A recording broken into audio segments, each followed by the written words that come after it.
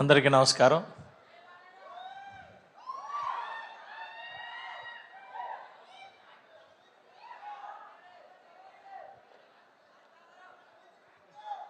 Mega family నుంచి వాస్తవానికి చెప్పాలంటే మా చిన్నప్పటి నుంచి కేవలం మెగా ఫ్యామిలీ నుంచి వచ్చిన సినిమాలు చూసి పెరిగి ఒక్కొక్క సినిమా చిరంజీవి గారు అయితే ఆల్ టైమ్ రికార్డ్స్ లాగా ఒక డైలాగ్ తర్వాత డైలాగ్ చెప్పగలం, పాట గుర్తుపెట్టుకొని పాడగలం. పాడ ఒక్కొక్క సినిమా మినిమం 25 సార్లు చూసుంటే అది తక్కువే. అలా పెరిగిన వాళ్ళం మేము. అలాంటిది ఈరోజు మాకు కేవలం సంవత్సరానికి 1-2 సినిమాలు కాకుండా ఒక్కొక్కరు 2 సినిమాలు 3 సినిమాలు రావడం మెగా ఫ్యామిలీ అంతటికి కూడా ఒక ఫీస్ట్ లాంటిది. అలాంటిది ఈరోజు వరుణ్ తేజ్ గారిది ఈ సినిమా నిన్న ఫ్యామిలీ అంతా కలిసి కూర్చున్నాం. ఇందులో హీరోయిన్ లాగే మా ఇంట్లో కూడా ఇద్దరు ఉన్నారు. ఇద్దరు కొరియా ఆటోమేటిక్గా నేర్చుకొని రోజు మాట్లాడుతూనే ఉంటారు. సో వాస్తవానికి చెప్పాలంటే రియలిస్టిక్ దగ్గరగా నార్మల్గా ఎంత కల్పితమైనా ఎంత నవ్వుకున్నా ఈ కొరియన్ లాంగ్వేజ్తోని ఇవాళ ఉన్న ఈ జెన్జీ ఎంత దగ్గరగా వెళ్తుంది అనేది చూపించటం.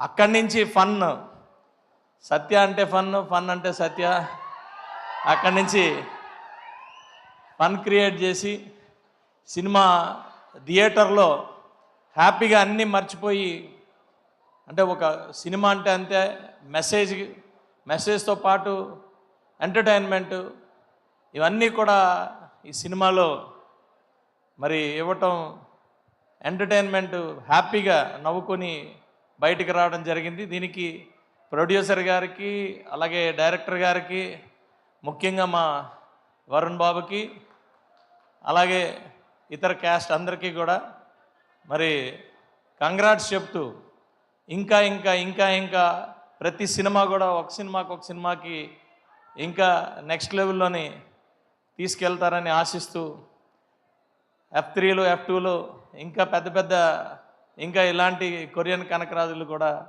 రావాలి. ఇంకా మంచి మంచి సినిమాలు మా అన్నయ్య నాగబాబు గారు అబ్బాయి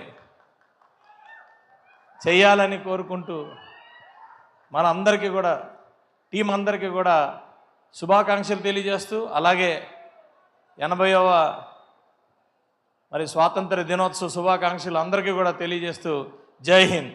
ముఖ్యంగా మా అన్నయ్య దుర్గేష్ గారికి కూడా ధన్యవాదాలు తెలియజేస్తూ థ్యాంక్ యూ వెరీ మచ్.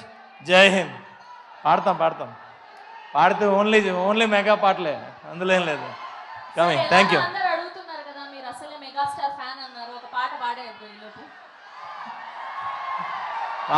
పోనీ డైలాగ్ అన్నా చెప్పండి, పర్లేదు. మెగాస్టార్ గారు డైలాగులు చెప్పాలంటే ఆడియన్స్లో పవన్ కళ్యాణ్ గారు, చంద్రబాబు నాయుడు గారు ఉండాలి.